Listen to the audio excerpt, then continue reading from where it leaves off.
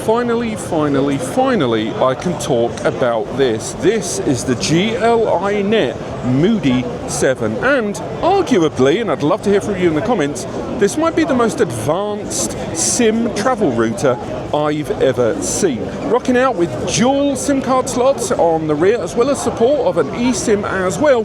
It arrived with support of Wi-Fi 7. And by the way, with Wi-Fi 7, this does have all three bands. It's got the 2.4 gigahertz, 5 gigahertz, and 6 gigahertz band support. So that's 680 megabits, 2,888 megabits, and 5,760 megabits across all of them. Alongside that, it arrives with not only USB-C input power, but it's got a battery inside. The battery inside there is a 5,380 megahertz battery there inside, a milliamp battery I should say. But alongside that, we have here underneath this cover a 2.5 gigabit network. Well, I'm not even going to try to remove that with one finger, but I was going to say over early in the year when we visited the brand over in Shenzhen, we were able to find out more about this device and ultimately who it's targeting. Rocking out with a quad-core Qualcomm CPU inside and 2 gig of LPDDR4 memory inside, alongside 8 gig of internal storage as well. There's a lot to love here. Alongside that, it has got two LTE 5G SIM antennae inside, alongside 2 network antennae as well. So it's a tri-band, and the power consumption is perhaps a little bit more aggressive, again, given the hardware specifications inside there. So for example, because it's got the USB port there, not only does it support alongside those 5G SIM cards and the eSIM support inside, but on top of that as well, you can attach a USB dongle and internet tethering through this device as well.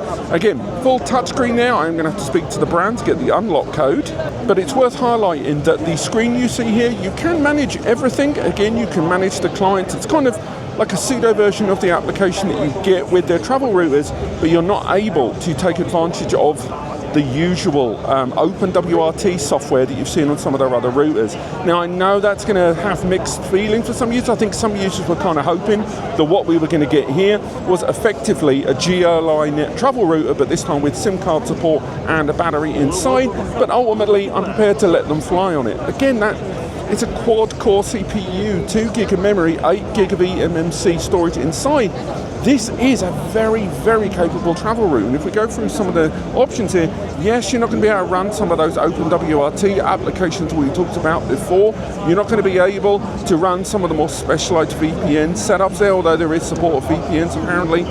But I've got to say, for a travel router, I imagine this is not going to rock out cheap, but at the same time, this might be the score to beat when it comes to travel routers. And I think needless to say, we will be talking about comparisons with other travel routers that we've talked about on the channel recently, because genuinely, I do think shots were fired between some of these brands when it came to just what exactly people expect to get for their travel routers. I know these are different beasts, and of course we are going to be talking about another cheeky little device shortly, but still nonetheless, for the capabilities of what we're seeing this device be able to do, and when you place it against other routers in the market for travel, this thing honestly left me so impressed. But it's still a prototype. We're still waiting for it to hit real retail, and we'll have to wait and see just what that price tag will be, and arguably what the power consumption on that battery is going to be, as well as heat. But this has been Mudi 7. We've got more to talk about here at Gl.iNet, and I'll crack on with those videos, and I'll see you on the next one.